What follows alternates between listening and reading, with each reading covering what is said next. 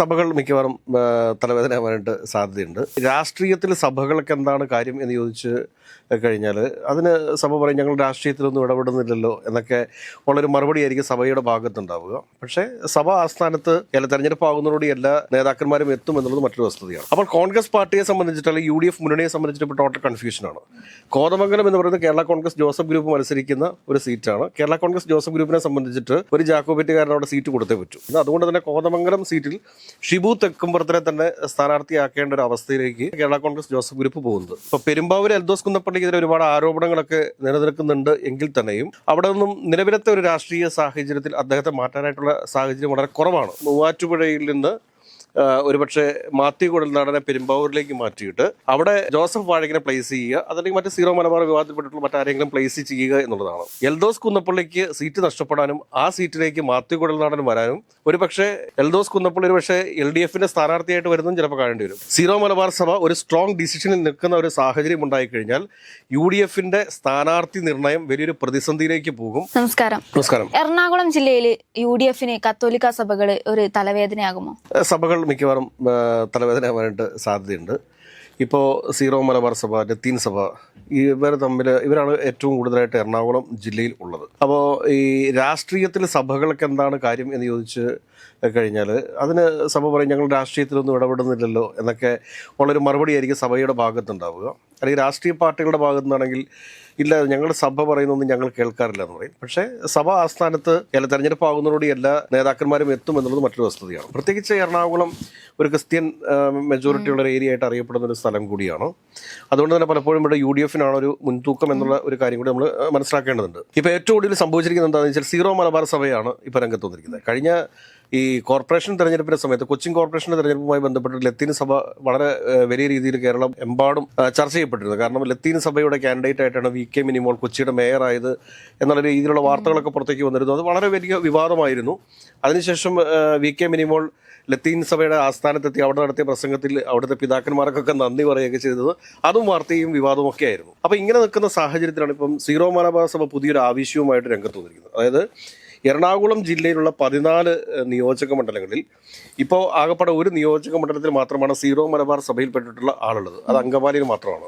ബാക്കിയുള്ള 13 നിയോജക മണ്ഡലത്തിലും സീറോ മലബാർ സഭക്കാർ ഇല്ല. ജാക്കോബേറ്റ്, ലത്തീൻ സഭാ സമുദായത്തിൽപ്പെട്ട ആളുകളാണ്. അപ്പോൾ സീറോ മലബാർ സഭ ഇപ്പോൾ ആവശ്യപ്പെട്ടുകൊണ്ടിരിക്കുന്നത് വെച്ചാൽ പെരുമ്പാവൂര്, മൂവാറ്റുപുഴ, കോതമംഗലം ഈ 3 നിയോജക മണ്ഡലങ്ങളിൽ ഏതെങ്കിലും ഒരു നിയോജക മണ്ഡലം ഒരു റോമൻ കത്തോലിക്കിന് കൊടുക്കണം എന്നാണ് പറഞ്ഞുകൊണ്ടിരിക്കുന്നത്. അതായത് ഇന്നത്തെ പ്രധാനമായിട്ടും അവർ ലക്ഷ്യം വെക്കുന്നിരിക്കുന്നത് മൂവാറ്റുപുഴയാണ് എനിക്ക് തോന്നുന്നു. മൂവാറ്റുപുഴ ശ്രീ ജോസഫ് വാഴകിനെ അവിടെ മത്സരിപ്പിക്കുക എന്നൊരു ലക്ഷ്യത്തോടുകൂടി തന്നെയാണ് കത്തോലിക്ക സഭ ഇങ്ങനത്തെ ഒരു ആവശ്യമായിട്ട് രംഗത്തേക്ക് വന്നത് എന്ന് വേണം നമ്മൾ കരുതാനായിട്ട്. പക്ഷേ മൂവാറ്റുപുഴയിലെ നിലവിലത്തെ MLA ആരാണെന്ന് ചോദിച്ചാൽ അത് മാത്യു കുഴൽനാടനാണ്.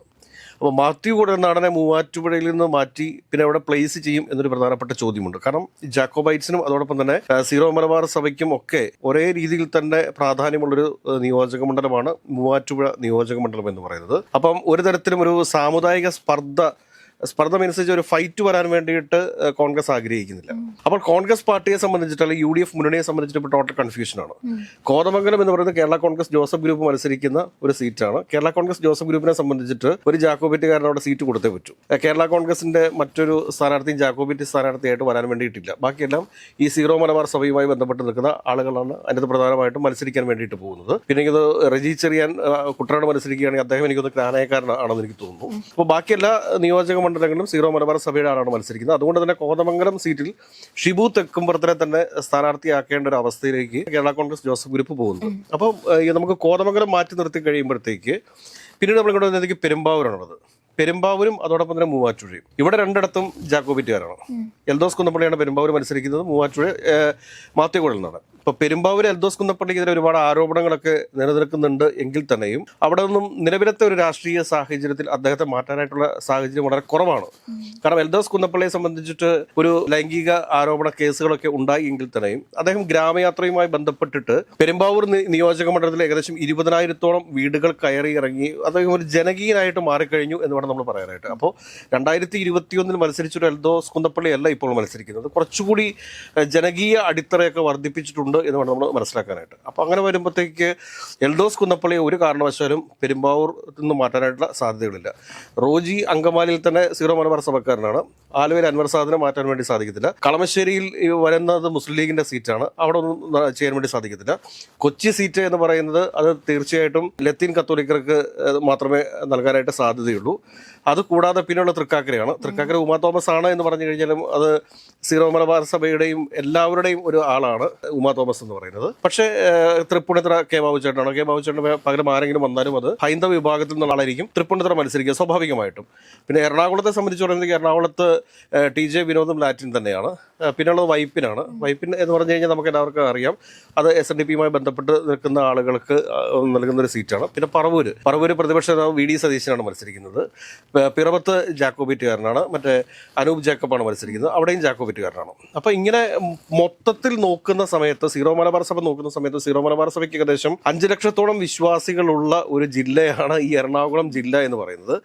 ആ ജില്ലയിൽ വേണ്ടത്ര പ്രാധാന്യം സീറോ മലബാർ സഭയ്ക്ക് കിട്ടുന്നില്ല എന്നൊരു ആരോപണം ആത്മായ നേതാക്കളും അതോടൊപ്പം തന്നെ രൂപത ബിഷപ്പുമാരും ഒക്കെ ഉന്നയിച്ചു തുടങ്ങിയിട്ടുണ്ട്. അപ്പോൾ അതിൻ്റെ അടിസ്ഥാനത്തിൽ അവരുടെ ഒരു പ്രധാനപ്പെട്ട ആവശ്യം എന്താണെന്ന് ചോദിച്ചു കഴിഞ്ഞാൽ പെരുമ്പാവൂർ അല്ലെങ്കിൽ മൂവാറ്റുപുഴ ഇതിലേതെങ്കിലും ഒരു നിയോജക മണ്ഡലം സീറോ മലബാർ സഭാ വിഭാഗത്തിൽപ്പെട്ട ഒരാളെ നിർത്തണം എന്നുള്ളതാണ്.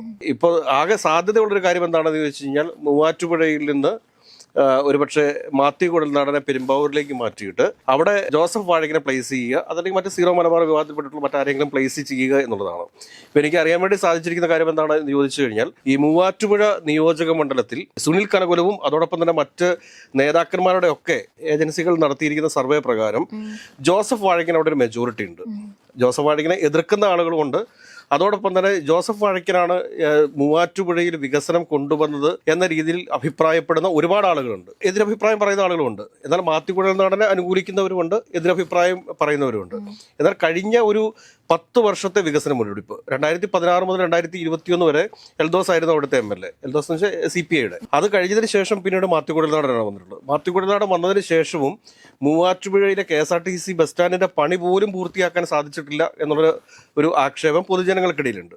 എന്നാൽ കഴിഞ്ഞ ത്രിതല പഞ്ചായത്തിലേക്ക് നടന്ന തെരഞ്ഞെടുപ്പിൽ വളരെ വലിയൊരു മേൽക്കൈയൊക്കെ നേടാൻ വേണ്ടി സാധിച്ചിരുന്നു. കഴിഞ്ഞ പ്രാവശ്യം എനിക്ക് 6000 സംതിങ് വോട്ടാണ് മാത്യു കുഴൽനാടന് ഭൂരിപക്ഷം ലഭിച്ചിരുന്നതെങ്കിൽ ഇപ്രാവശ്യം ത്രിതല പഞ്ചായത്തിലേക്ക് നടന്ന തെരഞ്ഞെടുപ്പിൽ അത് 10,000 മുകളിലേക്ക് കൊണ്ടുവരാനായിട്ട് സാധിച്ചിട്ടുണ്ട്. പക്ഷെ അത് മാത്യു കുഴൽനാടന്റെ കഴിവായിട്ട് നമുക്ക് കാണാൻ വേണ്ടി സാധിക്കത്തില്ല. അത് മൊത്തം ഒരു കോൺഗ്രസ് പ്രവർത്തകരുടെ കൂട്ടായിട്ടുള്ള ഒരു പ്രവർത്തനത്തിന്റെ ഭാഗമായിട്ടാണ് ആ ഒരു വിജയം വന്നിട്ടുള്ളത്. അപ്പോൾ അങ്ങനെ വരുമ്പോഴത്തേക്ക് സംഭവിക്കാൻ സാധ്യതയുള്ളത് എൽദോസ് കുന്നപ്പള്ളിക്ക് സീറ്റ് നഷ്ടപ്പെടാനും ആ സീറ്റിലേക്ക് മാത്യു കുഴൽനാടൻ വരാനും മാത്യു കുഴൽനാടൻ ആ സീറ്റിലേക്ക് വന്നാലും വിജയം ഉറപ്പിക്കാൻ വേണ്ടി സാധിക്കത്തില്ല.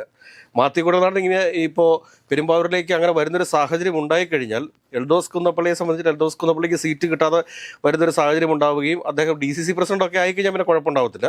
മറിച്ച് DCC പ്രസിഡന്റൊന്നും ആക്കാതിരിക്കുന്ന ഒരു സാഹചര്യം ഉണ്ടായിക്കഴിഞ്ഞാൽ ഒരു പക്ഷേ എൽദോസ് കുന്നപ്പള്ളി ഒരു പക്ഷേ LDFന്റെ സ്ഥാനാർത്ഥിയായിട്ട് വരുന്നതും ചിലപ്പോൾ കാണേണ്ടി വരും. കാര്യം അപ്പം നേരത്തേക്ക് ഈ ലൈംഗികാരോപണ കേസുകളൊന്നും ഇവിടെ പ്രസക്തമല്ലാത്ത രീതിയിലേക്ക് കാര്യങ്ങൾ പോവുകയും ചെയ്യും. അപ്പോൾ എറണാകുളം ജില്ലയെ സംബന്ധിച്ചിട്ട് സീറോ മലബാർ സഭ ഒരു സ്ട്രോങ് ഡിസിഷനിൽ നിൽക്കുന്ന ഒരു സാഹചര്യം ഉണ്ടായിക്കഴിഞ്ഞാൽ UDFന്റെ സ്ഥാനാർത്ഥി നിർണയം വലിയൊരു പ്രതിസന്ധിയിലേക്ക് പോകും. അതോടൊപ്പം തന്നെ UDF നേതൃത്വം ഒരു കാരണവശാലും സീറോ മലബാർ സഭാ നേതൃത്വത്തെ പിണക്കിക്കൊണ്ട് ഒരു സ്ഥാനാർത്ഥി നിർണയത്തിന് നിൽക്കുമെന്ന് നമുക്ക് കരുതാൻ വേണ്ടി സാധിക്കത്തില്ല. കാരണം കോതമംഗലത്ത് ഒരു കാരണവശാലും അവിടുന്ന് ഷിബു തെക്കുംപുറത്തെ മാറ്റാൻ വേണ്ടി സാധിക്കത്തില്ല. അദ്ദേഹം ജാക്കോബൈറ്റ് സഭയിൽപ്പെട്ട ആളാണ്. അതുകൂടാതെ തന്നെ കേരള കോൺഗ്രസ് ജോസഫ് ഗ്രൂപ്പിൽപ്പെട്ട ആളാണ്.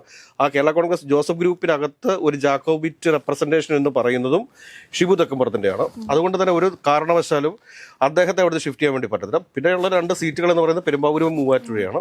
ഇതിൽ ആർക്കെങ്കിലും ഒരാൾക്ക് സീറ്റ് നഷ്ടപ്പെടും എന്ന കാര്യത്തിൽ ആർക്കും സംശയം വേണ്ട. ഒരുപക്ഷെ മാത്യു കുഴൽനാടനെ KPCCയുടെ അധ്യക്ഷനൊക്കെ ആക്കി മാറ്റാനായിട്ട് സാധ്യതയുള്ളതാണ്. കഴിഞ്ഞ പ്രാവശ്യം തന്നെ അദ്ദേഹം KPCC അധ്യക്ഷനൊക്കെ ആയിട്ട് പോകേണ്ടതായിരുന്നു ഈ സണ്ണി ജോസഫിന് പകരമായിട്ട്. അന്ന് പക്ഷേ പ്രതിപക്ഷ നേതാവിന് ചില എതിർപ്പുകളുണ്ടായിരുന്നു. കാരണം പ്രതിപക്ഷ നേതാവും KPCC പ്രസിഡന്റും ഒരു ജില്ലയിൽ നിന്ന് തന്നെ വന്നു കഴിഞ്ഞാൽ പ്രശ്നമാകും എന്നുള്ള ചില നിലപാടുകൾ, ആ നിലപാടുകൾ എങ്ങനെ വരുന്നു എന്നുള്ള കാര്യം എല്ലാവർക്കും അറിയാലോ. ആ നിലപാടുകളുടെ അടിസ്ഥാനത്തിലാണ് മാത്യു കുഴൽനാടൻ KPCC പ്രസിഡന്റ് ആവാതിരുന്നത്. അപ്പോൾ അങ്ങനെ വരുമ്പോഴത്തേക്ക് മാത്യു കുഴൽനാടൻ ഒരുപക്ഷെ KPCC പ്രസിഡന്റ് ആവുകയും ജോസഫ് വാഴക്കൻ അവിടെ സ്ഥാനാർത്ഥിയാവുകയും ചെയ്തു കഴിഞ്ഞാൽ ഈ പ്രശ്നങ്ങൾക്കെല്ലാം പരിഹാരമാകും എന്ന് വേണം നമ്മൾ പ്രതീക്ഷിക്കാനായിട്ട്.